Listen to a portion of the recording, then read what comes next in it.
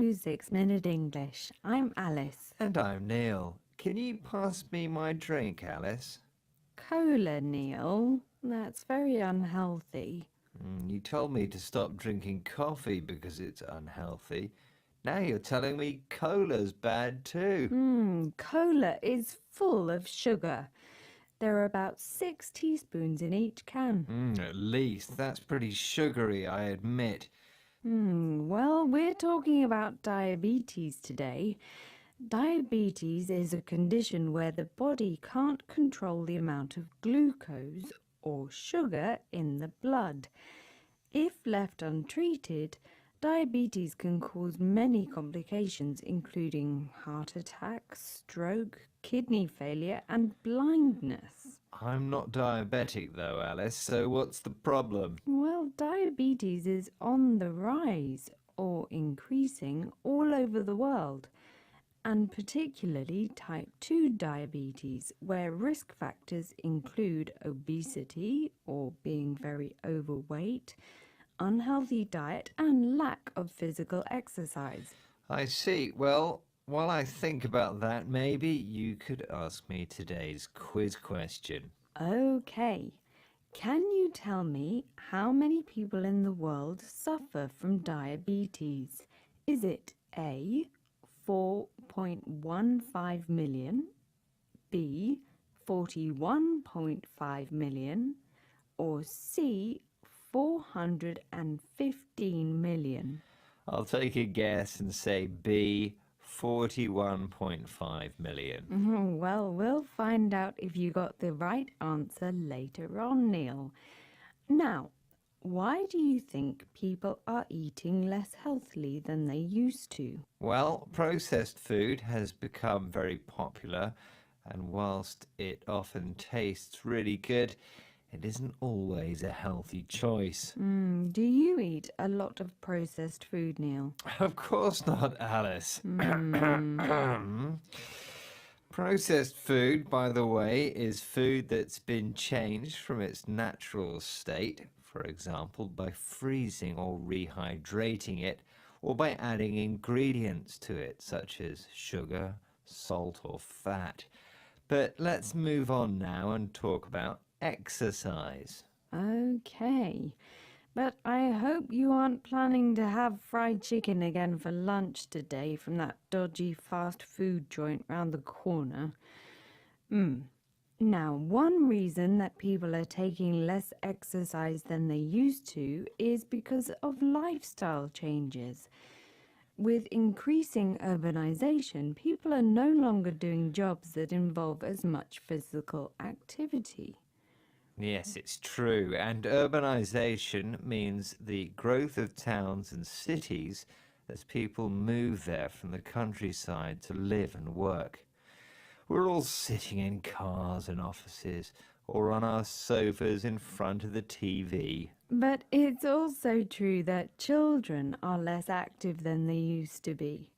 I remember running around all the time outdoors when I was a kid.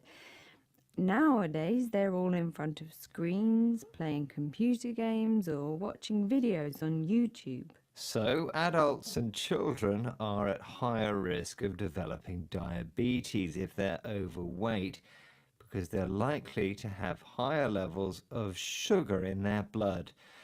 Let's hear more about this from Dr. Etienne Krug from the World Health Organization. Well, diabetes is kind of a continuum. Gradually, the levels of sugar in the blood increase until reaching the level of being diagnosed with diabetes. But people before reaching diabetes have too high level of sugar as well sometimes, and that can be dangerous too, particularly causing cardiovascular diseases, which contributes to mortality too. What's a continuum, Alice? It's something that changes slowly over time. So, in this case, as people increasingly eat food that's high in sugar and fat, the amount of sugar in their blood increases. And having a high blood sugar level may reach a tipping point or a point when small changes become significant enough to cause a big change and you develop diabetes. But even if you don't develop diabetes, high blood sugar can be damaging to your health. It isn't only damaging to the individual, though. Diabetes has a huge cost to society. $827 billion is currently being spent every year to treat the disease. That's big bucks. What can we do? What can governments do to tackle this health crisis, Alice? Well, a key approach is to tackle the global rise in obesity because this addresses not only diabetes but other diseases too, such as cancer and cardiovascular disease. Let's hear more from Dr. Krug about ways to do this. We need a combination of approaches to promote physical activity and to improve the ways we eat, and that goes from breastfeeding or even working with young kids to increase healthy eating. But the sugar tax is a good example that has contributed in Mexico to a decrease in sales of sugary drinks. And sugary drinks, just one drink can sometimes represent more sugar than a person needs for the whole day. Government schemes to encourage healthy eating sound like a good plan, but trying to get kids to eat vegetables might be tough. Or stop you from drinking sugary drinks, Neil, for that matter. Leave me alone. Oh, all right then. But the government tax on sugary drinks has worked in Mexico, and the UK government is also planning to do this. Okay, now remember I asked you, Neil, how many people in the world suffer from diabetes?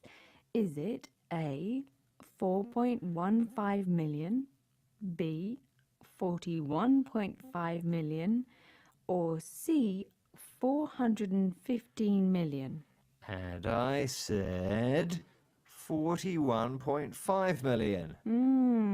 Sorry, that's the wrong answer, Neil. Of course it's the wrong answer. Yes, I'm afraid so. According to the Diabetes International Federation, based in Belgium, as of 2015, an estimated 415 million people have diabetes worldwide. This represents 8.3% of the adult population, with equal rates in both women and men. Okay, I'll be drinking herbal tea from now on. Let's listen to the words we learned today. They were diabetes, glucose, on the rise, obesity, processed food, urbanization, continuum, tipping point. Well, that's the end of today's 6 Minute English. Please join us again soon. Goodbye. Bye.